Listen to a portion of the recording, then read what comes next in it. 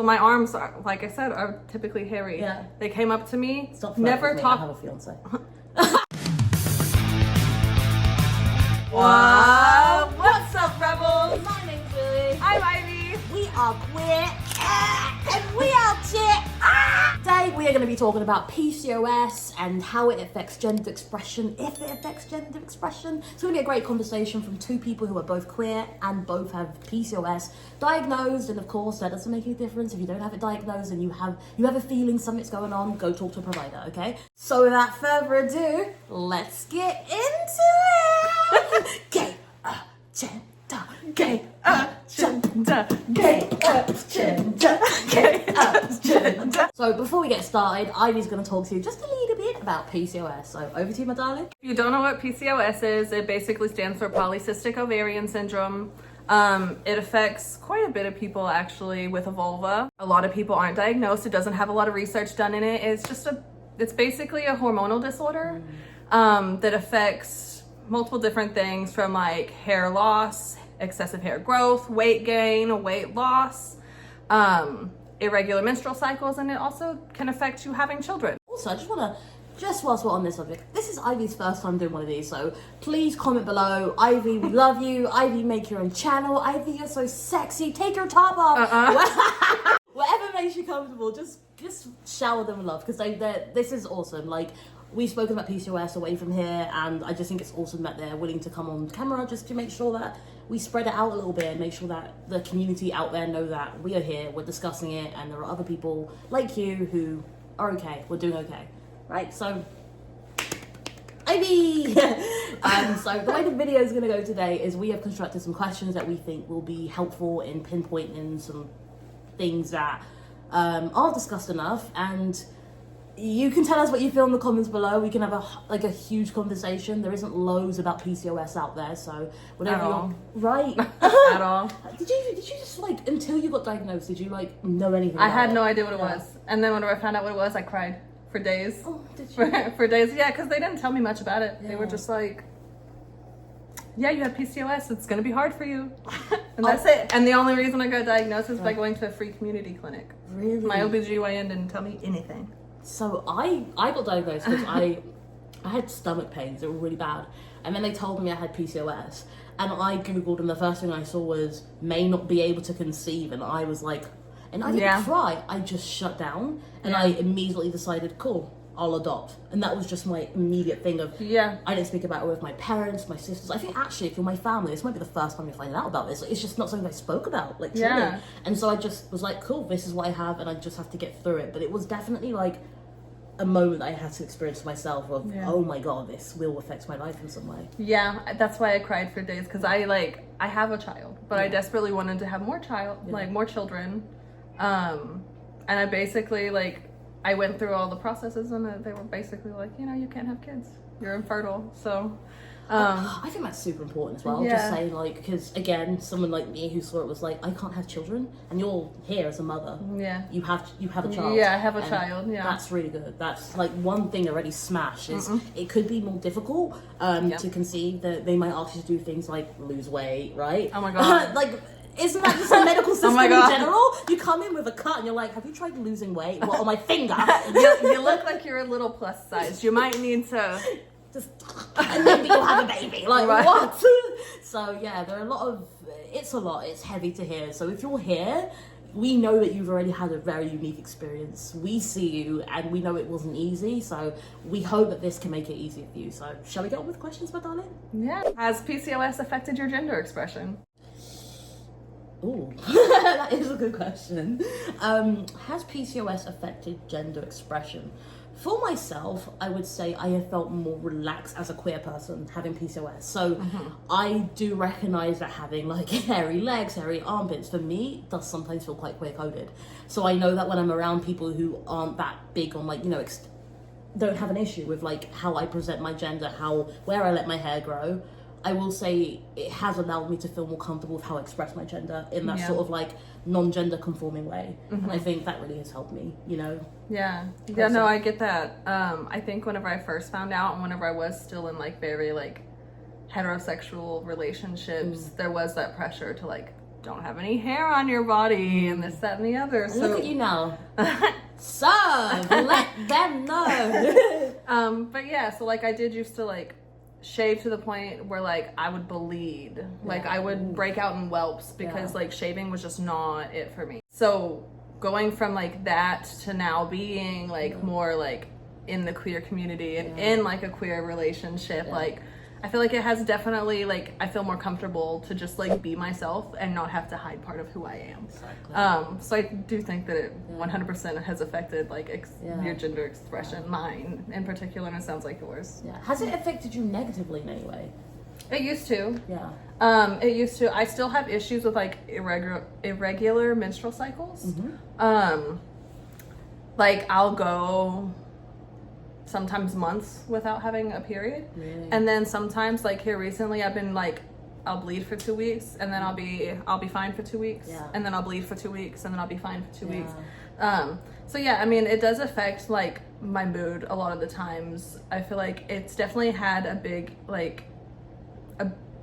effect on my like depression and my anxiety. It has definitely made it worse. Like there's been times where like specifically whenever I was in the past, whenever I was in like heterosexual relationships, I would cry. Like I would sit in my room and cry because like I was terrified to go outside. Oh wow. Yeah. So I now not as much. I'm not like I used to be like a couple years ago. But like once I met my partner, that's really when it kind of just started like he let me be me. Yeah. And I don't have to shave my body or like lose weight to be loved and accepted. Yeah, I love that for you. I love that. You don't have to do that anyway. Like with your partner or not, that's just it. Yeah, I love that you feel accepted. I love that you are accepted. If you are comfortable, just because you have very blonde hair, would you mind going a little bit closer and just showing the people how it affects your facial hair? You just double tap on it. There we go. Yeah, so I have like a lot of facial hair on my face that goes all down. I also like my PCOS, like my testosterone levels are extremely high. Like the doctor was surprised. My testosterone levels are really high. So I grow hair all up and down my arms, on my chest, on my stomach, my back, pretty much anywhere you could think of on my body, I grow hair. That's so interesting. Yeah. Because like, so obviously we're two people with PCOS, right? And we have, if I get closer, you don't see as much. To be clear, I do actually shave. In order for me to achieve as much hair as Ivy has on their face at the moment, it would probably be about a week and a half. So I absolutely can get, and I think you said 3 days. Yeah, this is this is like the day 3. And this is like after like, cause I take medication now to try to help with the hair growth, to help like ease it. So this is with like me on medication. So on medication, 3 days, you just have way more testosterone. You produce way more hair. I don't have as much testosterone. I do get hairy though. So I have to shave I shave my chin about every 2 days, which people don't realize. Every single 2 days. It's very smooth. Feel the bristles though. Can you feel them? I can feel them, but it's very smooth. You do a great job. But the places I want hair, I don't get. So I want more hair on my armpits, I want more hair on my legs, and I want more hair on my arms. I hate you! Look at this! I have envy! So I want more hair on my arms, and for some reason, I'll show you guys my armpits. I can't grow hair on my armpits. Gosh. Yeah, that's so long. That's crazy. I can barely grow hair on my armpits. And my legs, hello friends, my legs, so just look at them. This has been 6 years of not shaving my legs. What? What is something you wish people understood about people with PCOS? That it's normal.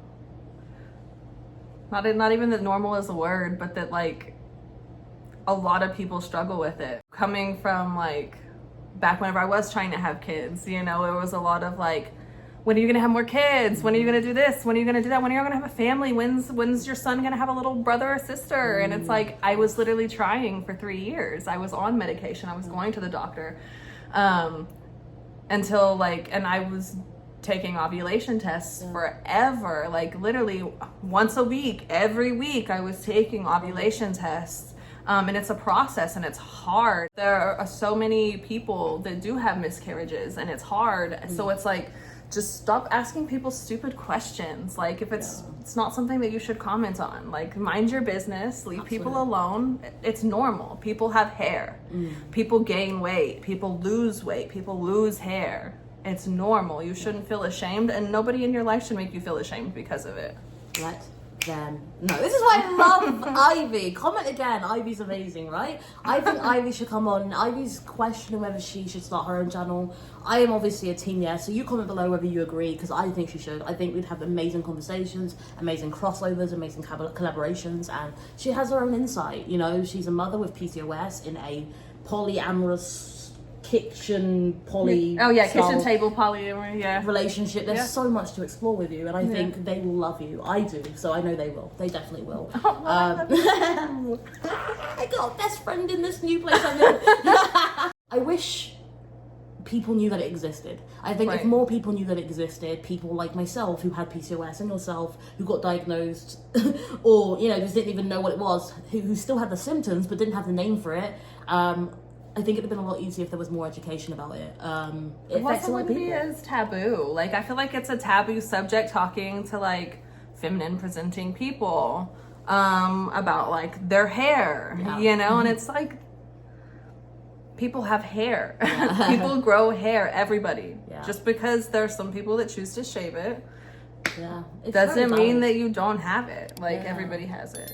And I feel like without the education, so let's just say I had no idea what PCOS was and I met you. I obviously did, we met, you were at the house, we were chilling, we were talking, we got to know each other. This is my best friend from where we're living, obviously we won't give our details out. But I do remember saying to you straight away, I messaged you and I was like, hey, by the way, do you have PCOS? Like, I noticed you have a hairier face and it's something that I have, and it would be nice to have a conversation with someone about it. And if I didn't have that information, what would have been my thoughts? You know what I mean? Like, just to have the information. Why do you grow hair on your face? I've literally had this person come up to me that used to work for me. So my arms are, like I said, are typically hairy. They came up to me. Stop never talked. I have a fiance. Never talked to this person before. Like, in my life, I was training them and they said, your arms are so hairy. What? I said, Whenever I was told that I was diagnosed with PCOS, I wasn't given any information. Everything that I have learned is research that I have done myself. Like, I had to look into it, and I had to deep dive, and I had to get past all the little, like, oh, this is how it is, whenever it's like, that's not true, you know? And everybody's experience is different. It's the final question.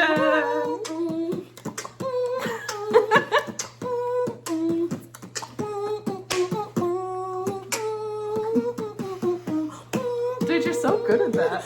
I'm good. Thank you. Do you think it's a right or wrong statement to say that it's easier for queer women to deal with PCOS? I would say yes.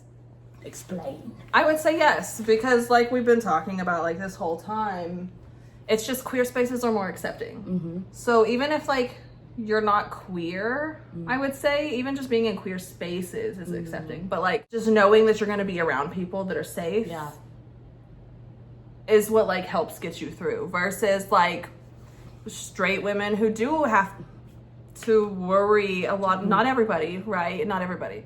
But more often than not, the stories that I hear are like, hey, I've got this hair, like, how do I get rid of it? My husband doesn't like it, this, that, and the other. I want to present this way. It's just like, they want to present more feminine. And sadly, hair growth is not seen as feminine in this society. That, as well as like wanting to have children. While there are queer people, of course, and a lot of queer people that want to have biological children, adopting is common. More common. Yeah, it's more common. Yeah.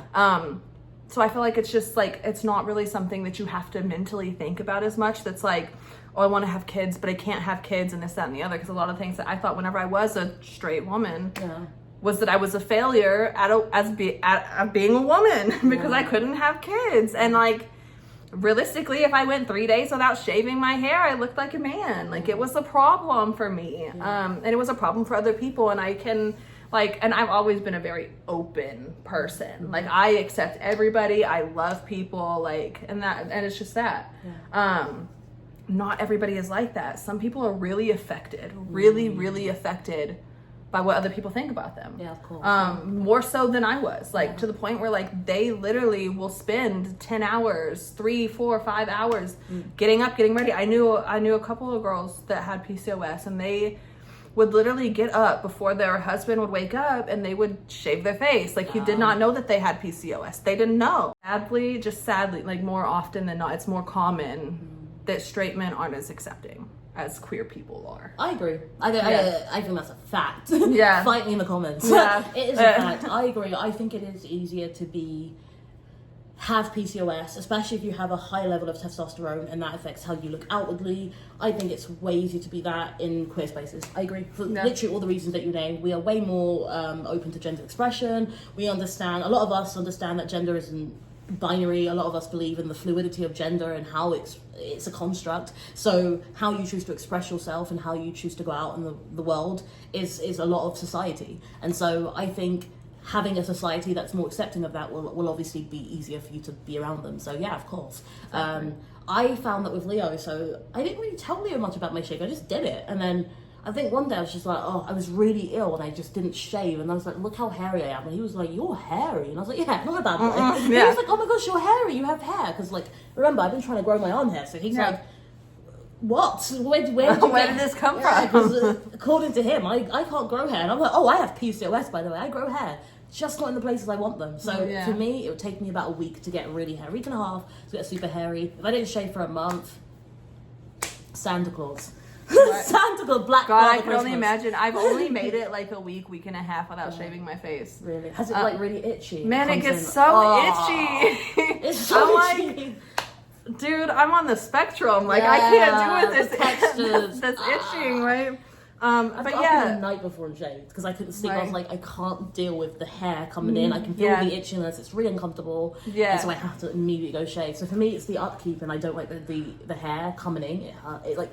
I think what's like, even whenever I do shave, it's very like prevalent that it's there. Like you can, even whenever I shave, you could still see like I have a shadow. Yeah. I used to work in a jail, and whenever I worked in a jail, it was commented on all the time. Really? Because I did shave my face every day. I worked in a fucking jail. Yeah. Like, right? Yeah. You know? Yeah. So of course I shaved my face every day. But yeah, like you could still tell. Comments were still made, stuff, you know? Yeah. So like, I was going somewhere and I forgot where I was going. It doesn't matter, you're here now. I think what we're trying to say overall is we both feel way more seen, way more affirmed in the spaces that we are in, which are queer spaces, of course. Yeah. It's just that we both feel safer and comfortable in queer spaces, just period. Having PCOS on top of that just adds. Period. Yeah, so hopefully with this video, our aim is that you know a little bit more about PCOS. Share it with your friends who have PCOS and say, hey, look, if you're looking for other people online who are like you. Even if they don't know that they have PCOS,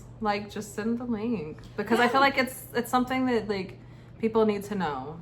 Because it can be very like hard to deal with by yourself whenever you feel like nobody else knows what's going on. A lot of people do, I promise. My experiences with PCOS are obviously my moustache, I get beards. I've had periods for up to 2 months, and one of my worst periods, we talk casually about periods, they were all grown, and if periods are something that makes you uncomfortable, we're not the right channel for you. But periods with me, I had it for 2 months and I was just so heavy that I couldn't even go to work. It was just for 2 months being that heavy. I'm incredibly anemic, and I think that's still linked to my periods. Kids, of course. And so I do have effects, just testosterone levels and how that presents on my face. It doesn't happen as quickly. Which I will be honest, I'll say in front of you, I'm grateful for. I am, because I understand how stressful it can be for people. I understand the stresses. I have friends who have way more testosterone than I do, levels than I do, and they are on laser treatments and things like that. And for me, I shave, and maybe I won't. I said to Leo, hey, if we ever go to an island for a month, you're going to be with Black Santa Claus, because I do not have the energy all the time. Ho, ho, ho, bitch. I have to shave my face. I have to shave my whole body. Just to be able to present the way that I want to present. I'm so tired already. So I came back and I said, I'm not doing it. I'm not doing it anymore. Like, I can't. And you would say you're quite femme, right? Yeah, I feel like I've been toggling more. I've been experimenting more with masculinity lately. But I am primarily very femme, and like a lot of the way that I like to present is primarily very femme. Yeah. What came first, your exploration of masculinity or you accepting PCOS? Is it one of those ones where you're like, I just want to explore it? Or is it like, look, I've got a moustache anyway, I might as well explore it? Yeah, to be honest, so what's crazy actually is after I started taking like this medication, because I finally found a doctor that would listen to me. Well, you thought you just meant just right. in general. I was Finally? like, I don't want to be told that I need to lose weight. He was like, yeah, no, we're not going to do that. We're going to get you on what you need to be on. And that was life-changing for me. I walked out of that appointment and I cried. Oh. I cried. Yeah. Like I was just so happy that like I had somebody to listen to me. But like after I started taking that medication, and in case like anybody's dealing with it and you want to know what medication I'm talking about, it's called spirolactone. Just talk to your doctor about it. What does it do? It helps with like reducing your testosterone. So it'll estrogen? help. Huh? Is it estrogen?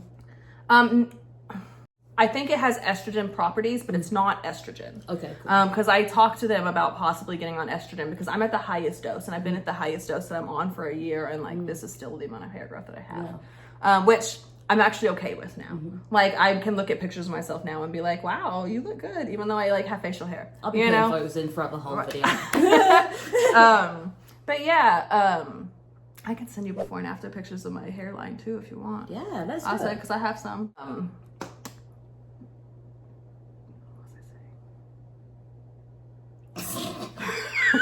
It's the ADHD. I know we both have it, so I'm like, fuck. Oh yeah, I remember what I was saying. So after I started like this medication, like I just randomly, like I noticed after like 6 months or so, I started feeling more comfortable. Like I can look at myself now. I used to not be able to look at myself in the mirror. Really? I would not look at myself in the mirror. I couldn't for years. But now like I can look at myself in the mirror and like I take pictures and I feel like I look good, and I feel myself some days, you know, even though I have facial hair. I love that for you. That's the best result possible, is you going, I'm cool now. I'm happy with this is your face. Yeah. You have to, it's your body, it gets you through the day. It helps you get through life. It helps you mother. You have a child, so you loving it is one of the best things you can do. So yeah. I do think it's also nice that I have a child because I can teach him. Yeah. Don't be like a typical cis-het. Hey, don't take your chance. She said, don't be like a stereotypical cis-het man. What? We ain't scared about saying that on this channel. All right. If you like what you were putting down, please hit subscribe, thumbs up if you like it, and of course, comment positivity for Ivy. It takes a lot to come out here and speak about your story on a channel that, you know, you've never been on, and I think she's done an amazing job. So comment below. We love you, Ivy, and thank you so much for watching. Drink water, eat carrots. Bye.